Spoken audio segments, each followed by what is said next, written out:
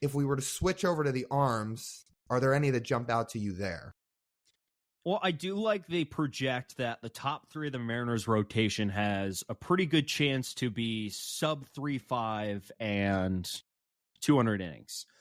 I'll say when I look at these inning counts, they're not all that important because inning counts are mostly dependent on health, and it's very hard to project health. And the ZiPS projections, as we mentioned, don't really take into account injuries. They will project you to play a full season regardless of your past history of injuries or the fact if you're even a big leaguer, period. So I look at Luis Castillo. He's projected a 3.27 ERA, 176 innings. Logan Gilbert at a 3.5 ERA and 182. George Kirby at a 3.48 and 168. They're pretty bullish on all three of those. And if you go to 80th percentile, I mean, we're talking about just to 80th percentile, each of those three would be Cy Young caliber pitchers. That's exciting, right?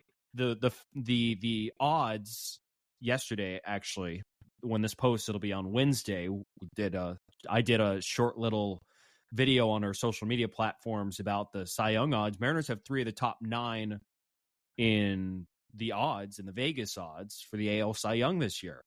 And these ZiPS projections back that up. If the 50th percentile is that all 3 of these guys are going to have a sub 3.5, that's a good start.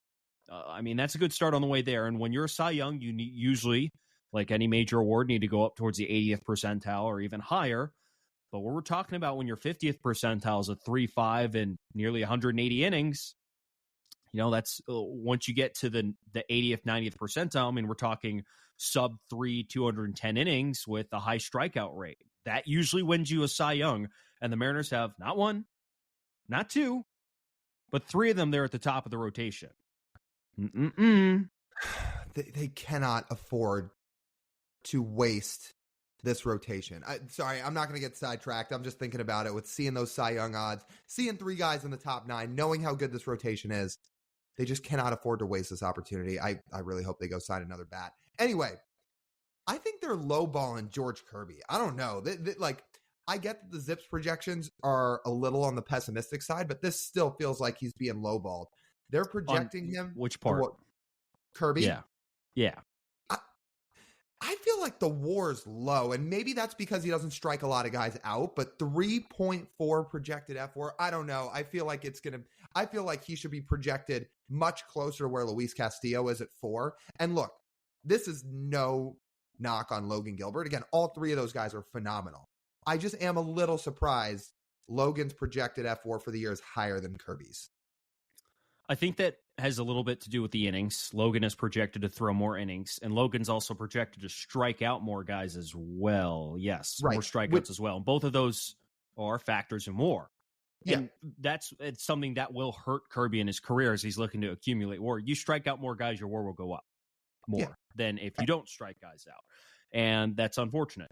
But I'll say their WARs would probably be similar if George Kirby's projected inning count had the extra 14 innings that Logan's has for this projection. So on a per inning basis, it's give or take the same. But if they all hit their 200 inning mark, which I think, again, we can all believe they would hit that 200 inning mark, his WAR will not be 3.5. It will be higher. Again, and that's what I preface that statement with, is I'm guessing the reason the WAR is projected a little lower is because he doesn't strike guys out the way that Logan Gilbert does. Even still, I feel like it should still be a little higher. Again, and you're probably right with the innings projections too, that maybe that's why it's a little further down, and Luis is projected to throw more innings than Kirby is, for example.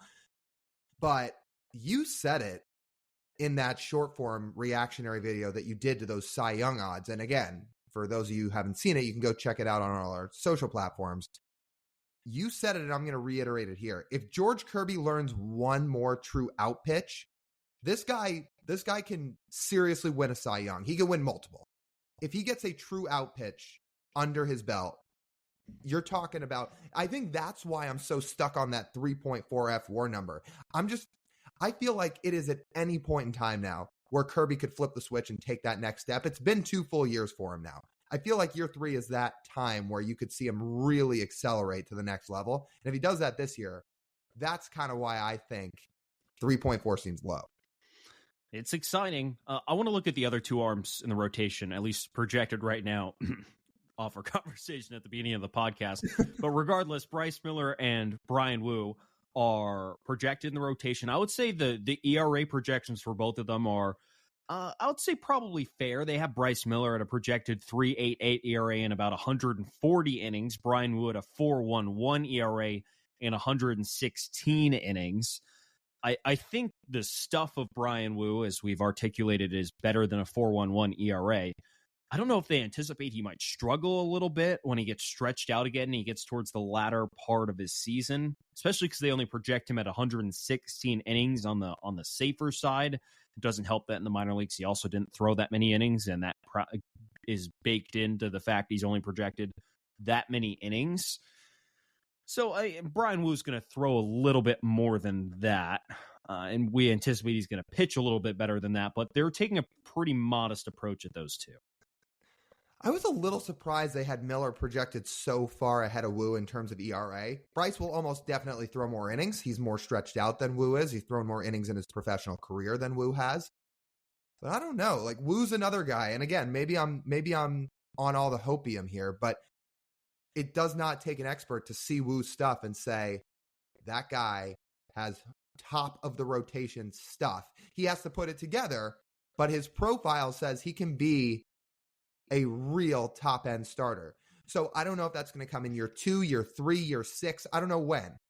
But if you believe that, I guess I just feel like Wu's ERA has the chance to be much lower in year 2 than 4.11. They also project him at a 100 ERA plus as a starter. So again, ERA plus, it's almost the pitching side of WRC plus or OPS plus, where it's on a 100 scale. So 100 league average. They're saying Wu in that regard is a league average arm in 2024. I don't know. I have a hard time believing that. I really do. I feel like he's going to be better than that. Based on just run prevention on ERA, because they're basing that number solely on his ERA, not like WRC plus is, error adjusted too. I think, ERA. I'll say ERA plus is not the perfect stat with that. They are saying that Brian Wu's going to be significantly better at striking guys out on a rate basis than Bryce Miller is. So you have that plus. I mean, 115 strikeouts in 116 innings versus 121 strikeouts in 139 innings for Bryce Miller. So yeah, you have that. So they're playing the stuff up. Yeah. I should have clarified that what I meant between the ERA plus and WRC plus thing is just, that's the pitching side of things that are put out on a 100 scale. That's the one true stat for pitchers that they kind of rate out on a 100 scale. And in that regard, they're calling him league average. Again, with that stuff, if he's on the field, and he's healthy, I feel like it's going to be better than that. Guess we'll have to see. Yeah. Zip should have been drinking the Kool-Aid. We can look at the relievers too. There's nothing mind-blowing. They're projecting another very good season from Andres Munoz. 2.91 ERA. The strikeout rate's high, just under 60 innings, 90 strikeouts. Matt Brash, little less in the run prevention department, 3.5 ERA. Significantly more innings at 75, but he's also going to strike out 100 batters again, according to them. I know you have a beef, so I'm going to tee you up. What is your beef with this? I was going to say, there is one crazy projection in here. Brash and Munoz are pretty normal. I don't know what they're looking at with Justin Topa, but that projection, they're doing them dirty with it. I'm trying to even find the words. They're really, really lowballing that guy with what they project him to do in 2024. I don't know what about Justin Topa's season says anything other than he should be perfectly sustainable in 2024 between the ground balls he gets, the stuff he has, the success he had. They're projecting Justin Topa to put up an 0.2 F-WAR for the year. He was at 1.1 last year. 0.2 with a 4.25 ERA. Like, what are we doing here? This must be the last 3 years thing, because I don't want to quite go to your level for what you said with Robbie Ray last year in terms of his strikeout totals. Like, put your mortgage down on him striking guys out. But please do it so I get off the hook. Do it. I'll go like one step below that in the sense of that's how confident you want me to tell people to put their mortgage down on this. Yes. so I get out from under the cloud. Well, but that's no fun if you're under the bus. You dug your own grave. I am not going to quite dig my own. Actually, you know what? Justin Topa is now a friend of the pod. We've had him on. I shouldn't be going half in, half out. Fine.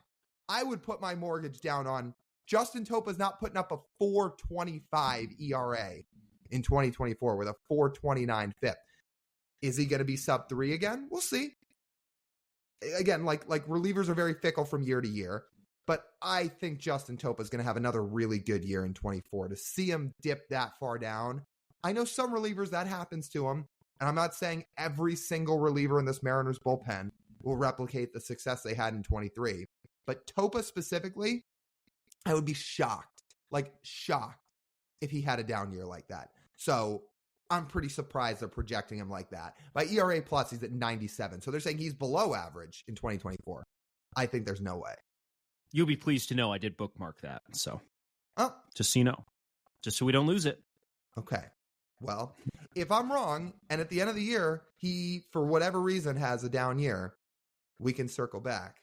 Well, if that happens, maybe we'll have to play our clips back to back. It'll be like maybe we'll have to put the Curb Your Enthusiasm music under it and put it on social or something with you saying the Robbie Ray thing and then me saying this, and then we just get dunked on. No, but we're good for 1 a year. Yeah. Tell me I'm wrong on that. Like, do you really think you're not? No, you're not wrong. No, you're not. I think Justin Topa is going to do better than this. I'm going to give ZiPS a break here because relievers are already volatile enough. So trying to project an extremely volatile position and a small inning by inning sample size for a season is incredibly difficult. Let's make sure we have our context there. 1 inning, 5 innings out of 65 could ruin a reliever's season. Totally. Sure. Justin Topa could pitch 60 great innings, 5 shitty innings, and have an ERA of that. Okay, but his FIP says 4.29. So if that happened, his FIP would be much lower. Okay, maybe there's a world Topa has really bad luck or something over the course of a full season. I would certainly hope not. But maybe I should change my argument here because, again, ERA is sometimes not a great stat. This is what I'm confident about. I am confident, like mortgage confident. He's not putting up a 4.29 FIP in 2024 because FIP does not, FIP is a more, it says more about who a reliever is specifically because ERA, pitcher controlled stat. Yes, especially for only things a pitcher can directly control: home runs, walks, and strikeouts. Correct. So that's the thing I'd put the mortgage on. Again, I still don't think he's putting up a 4.25 ERA. I think he's going to be much better than that. But the FIP, 4.29, 97 ERA plus, I say no way does he do that. And you're right. Relievers are hard to project. And for example, they project Brash and Munoz to be much better. Those guys have done it successfully for 2 years in a row compared to 1 for Topa. But they do have some nice projections on those two. And to see what Topa did in 23, I just don't know how you don't project him a little higher than this. That just seems pretty disrespectful. Wrapping up these pitcher projections. So overall, with a couple of blurbs from the write-up that Dan Zaborski did before he got into the whole tables of players. So Castillo, Gilbert, and George Kirby, they're all projected to be top 15 starters by ZiP. The other interesting one, which we couldn't find in the table, and which I'm a little confused about, but it projects Prelander Berroa, if he were to throw a full season at the big leagues, at a 3.43 ERA, better than Justin Topa. So I thought that was very interesting too. I'll say where my confusion stems is when we scroll down to Prelander Berroa, his ERA is a full run higher on the table. So I shrug my shoulders. But the write-up says the computer is a little bit more optimistic about Berroa for this upcoming season. So okay. Mariners fans have that to hang on to. So that should be exciting. So those are the ZiPS projections.